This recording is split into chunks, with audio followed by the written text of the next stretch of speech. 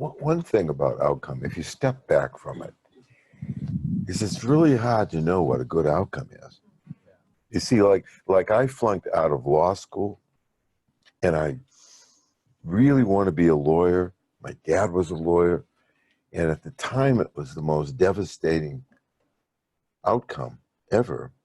And yet, I don't think I'd rather be a lawyer than sitting here talking with you. You know, and there's a wonderful story about outcomes that has really helped me. My old partner, John Enright, said it, that this rancher goes out to his corral and his neighbor's there. And the neighbor says to him, geez, you got a horse in there, beautiful horse. Where did that come from? He says, well, last night I had the gate open. I come out in the morning and the horse is there and I close the gate. And he says, oh my God, that is, what good fortune. And he says, well, that's what I thought. But then my son goes on and it's a wild horse. He falls off and he breaks his leg. He says, oh, well, that's too bad. He says, well, that's what I thought too.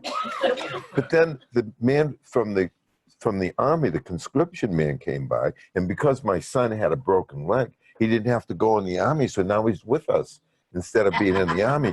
He says, oh my God, that is such good fortune. He says, well, that's what I thought. You know?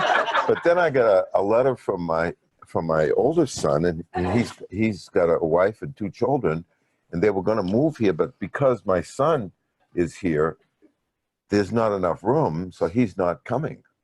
So the neighbor says, well, that's too bad. He says, well, we'll have to see.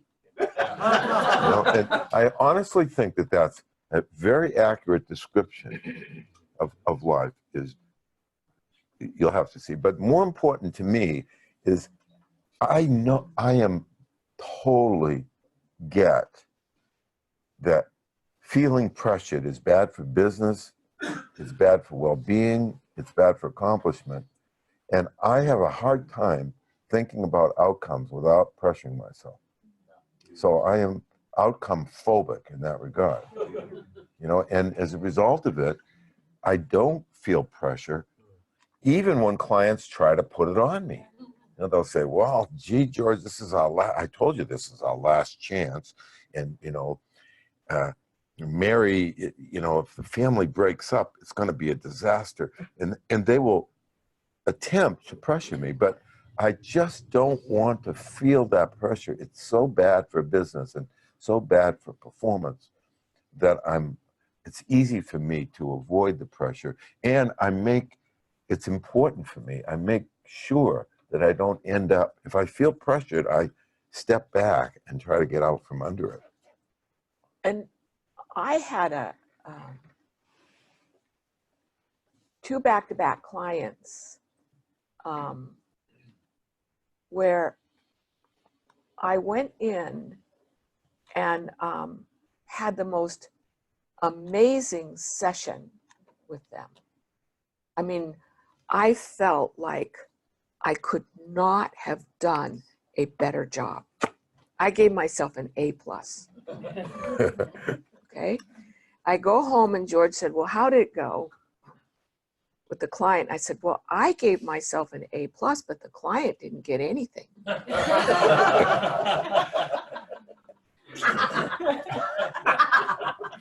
No, really. And I was like puzzled, okay? The next day I went back and this was with a different client. And I was like stumbly and inarticulate, and I was like off my game. And it's like, I gave myself a C-, right? In terms of how my work was, or maybe even a D+, right?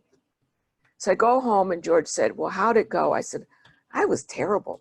He said, how did the client do? I said, the client did amazing. Had a fantastic insight. Now that cured me, for whatever reason, of outcome. Though it was so clear to me that it's like, what's it have to do with me? I don't know. It has something to do with me. I don't know what, right? And it has something to do with the client.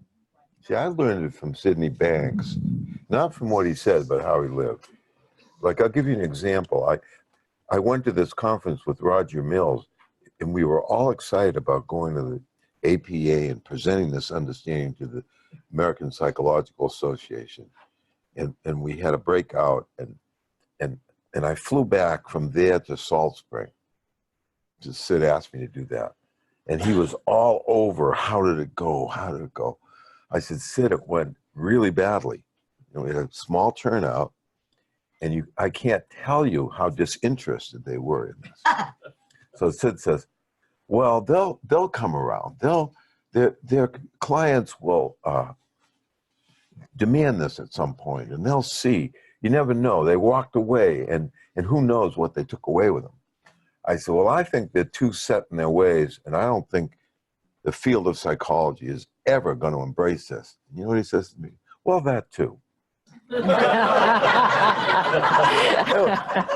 I said, oh, this man has devoted his life to getting this mainstream, and he had no energy on the fact that it may never happen. It was a shocker, and it confused me. And out of experiences like that, where he and his wife Barb had nothing on outcomes, they were going to make these tapes in Beaverton, Oregon, and they were talking about how important it is. This person's going to he's going to duplicate these tapes, and we're going down this weekend, and then I saw him at the Crest, and I said, I thought you were going down. I said, oh no, it kind of fell apart.